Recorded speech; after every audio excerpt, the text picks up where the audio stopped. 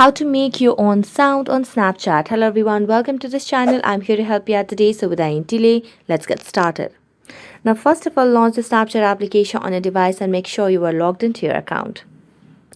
Now tap on the camera icon and click a picture or a video over here, and at the top you get to see the suggested audio from the Snapchat application directly. So tap on it and simply cancel it and select on add a sound option. Now tap on the option of my favorites and then select on my sounds, and as tap on my sounds you get the option of create sound. Tap on create sound and here you can simply record it or upload from camera roll. I'm going to select on record sound and now you can simply speak over here. So let's just tap on speaker and speak over here. Now stop whenever you would want and then tap on save sound, and you can also make the sound public. Tap on OK, tap on sound name. So if you want, then you can just make the sound public. I'm not going to do that, and then simply select on save sound.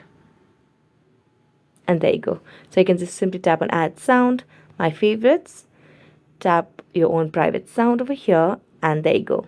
So that's it. Thank you so much for watching this video. See you next time.